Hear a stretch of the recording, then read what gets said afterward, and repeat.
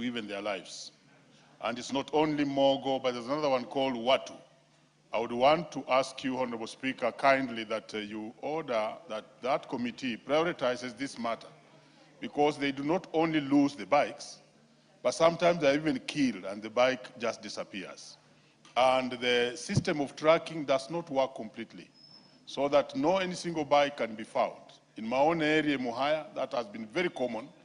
And above all, no bodaboda who is given a bike in form of asset financing is assured that he will finally have the bike. Somewhat, when they finish payment of the bikes, something will happen and you'll find that the bodaboda is either killed or the bike is stolen or something happens so that the bike is actually taken away. So the organizations or the agencies involved in this asset financing, both Mogo, Watu, and others, are actually exploiting that space, and I would like the committee to go beyond what has been asked so that they regulate that sector very well so that we don't have exploitation. Thank you, Honorable Speaker.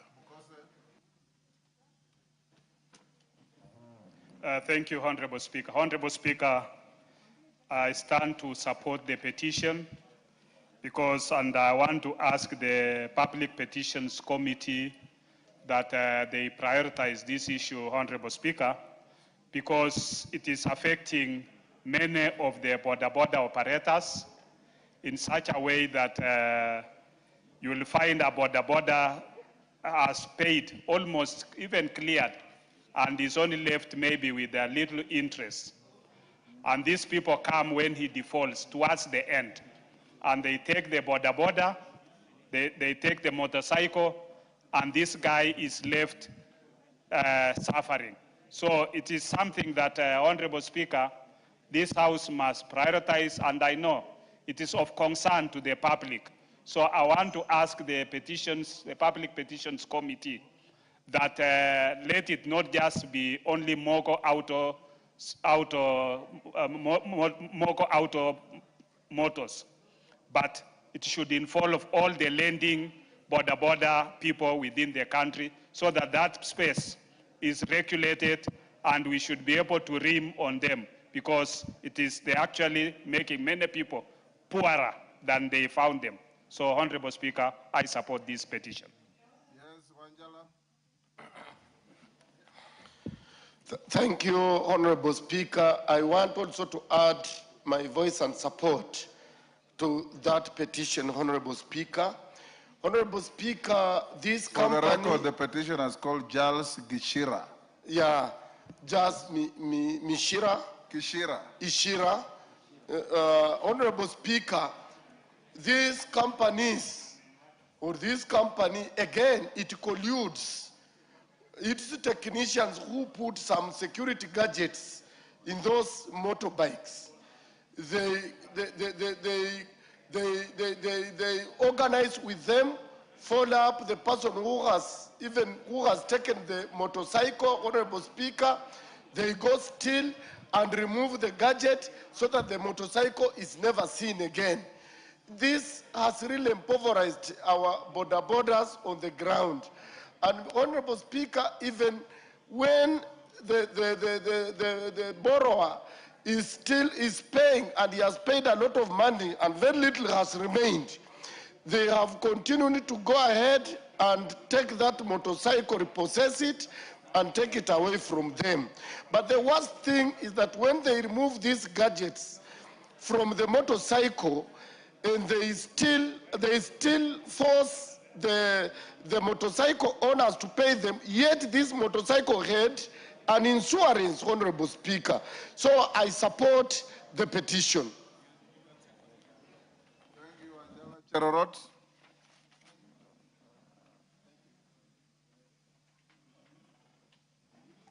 Thank you, Mr. Speaker. I stand to support the petition by Charles Kishida, Mr. Speaker.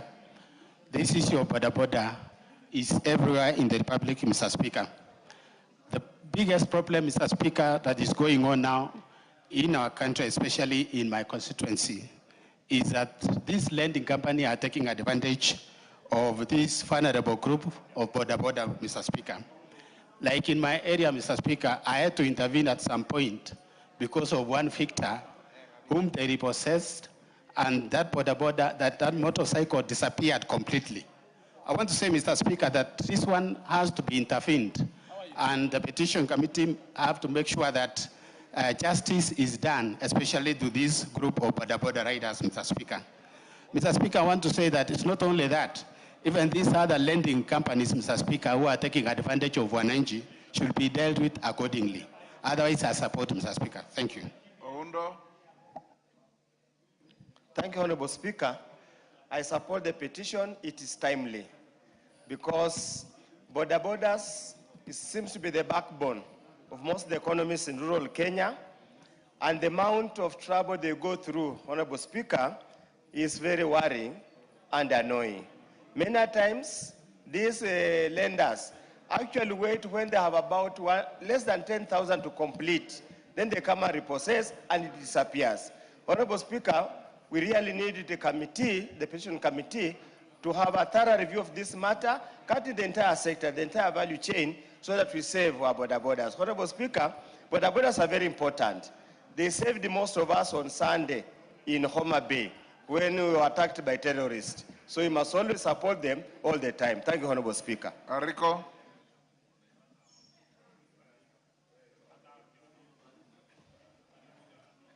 Ariko, there's a mic there. Okay. Thank you, Honorable Speaker. Honorable Speaker, I stand to support this motion. There is no motion before the House. But I stand to support this petition, Yes. Honorable Speaker, by Honorable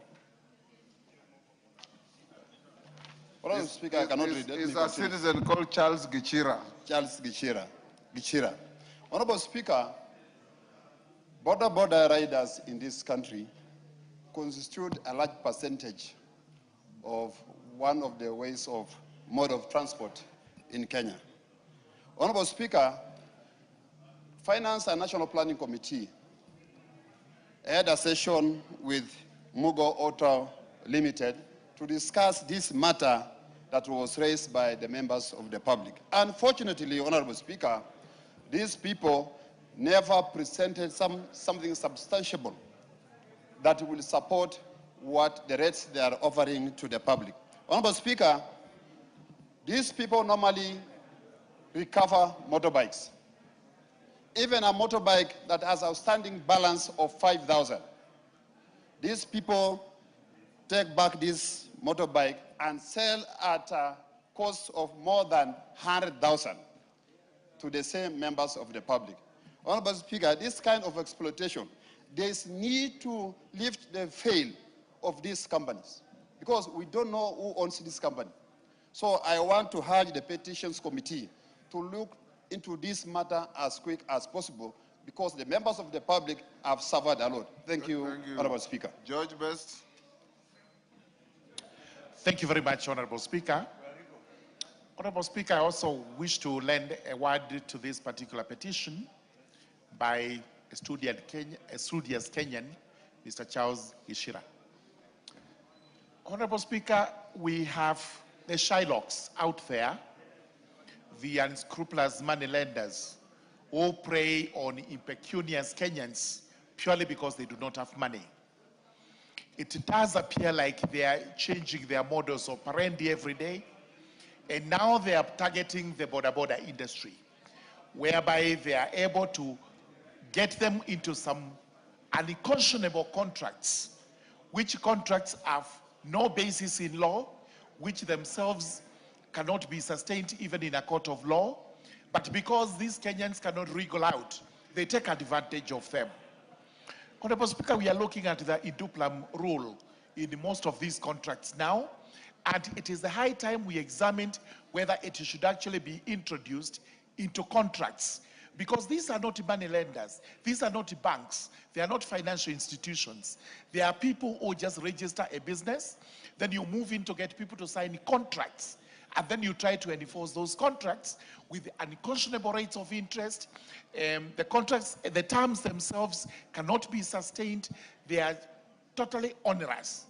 Mr. Speaker, as a House, And we are looking at this right now. We will be looking at the law of contract also to see whether the induplam rule should be introduced in all contracts where especially money is being lent. Otherwise, the Bodaboda industry is one of the most important industries in the country. We know the revolution. We know what it has done to our young people. People who had no other sources of income, but by providing basic modes of transport, they are able to earn their living. They are able to make transport easy across locations, and we must protect that industry. We must speak for Bodaboda. We must protect their industry, and such unscrupulous persons who are doing what Mogo is doing should actually be brought to book. Whichever way, whether under the law or where they commit offenses, they should be prosecuted and punished harshly. Thank you, Honorable Speaker. CTNA, Janet. Yes. Thank you, Honorable After Speaker. Janet, yes. I wish to support this petition brought by Mr. Ishira. Honorable Speaker, this is timely, and this Bodaboda sector has been exploited far too long by the business people, Honorable Speaker. It cuts across my constituency, and they have raised concerns about those business people who actually sell a Bodaboda at a price that is supposed to be 150,000, but at the end of the payment, when they are given the loan, they have paid 450,000. You can imagine an interest of 200%. Honorable Speaker, I think it should be addressed because Bodaboda sector is one of the areas that injects into our economy. So this is timely, and we would like this handled or addressed so that the Bodaboda are not exploited and they are taken care of, because this is their source of livelihood, Honorable Speaker. Thank you, and I support this petition. Majority Leader. Honorable Speaker, I beg to take a completely different tangent from these comments. Because you remember, Honorable Speaker, way back in June of 2024, this House considered similar complaints on the buy now, pay later arrangements. That is what is the genesis of such a petition by Mr. Gishira. Honorable Speaker, the Committee on Finance and National Planning did consider this matter, tabled a report before this House, and part of the gaps that were identified in that report are issues to do with the regulatory framework on the buy now, pay later kind of schemes. And issues, Honorable Speaker, that touch on the complex nature of loan agreements, which our Bodaboda riders are not able to internalize and comprehend. Issues that touch on consumer protection, and there were concerns regarding the transparency on responsible lending, complaints over the handling of debt collection, and those are the issues now we are talking about, Honorable Speaker. I'm saying, Honorable Speaker, I beg to take a different tangent, because we are now making this House a talk shop where we just talk and do nothing. And that is exactly what we are doing, Honorable Speaker. These Bodaboda riders, many of them, Honorable Speaker, do not understand the agreements that they get into. And that is why the Committee on National Planning, Finance and National Planning had specific recommendations on tightening the legal framework around it, Honorable Speaker. And I say this, Honorable Speaker, because the challenge now is on that particular committee. And the Committee on Implementation, chaired by the Honorable Raphael Wanjala, the member for Budalangi, who is the chair of the Implementation Committee. I would want to hear from the chairman of the Implementation Committee. What is it that he has done to make sure that the recommendations that were passed by the House on the buy now, pay later arrangements, including the actualization of a regulatory framework, has been done? Because the laws are there, but people are not being protected because people ignore the laws that are already in place.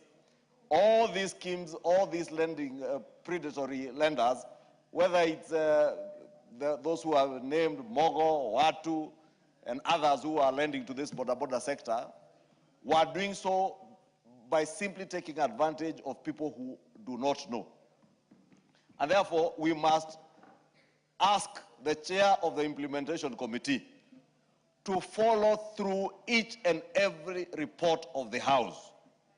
What needs action In fact, Honorable Speaker, you know, the genesis of this Bodaboda business started from bicycles, not motorcycles, in Busia County, and also particularly in Budalangi. So I would expect the chair of the implementation committee to have taken this matter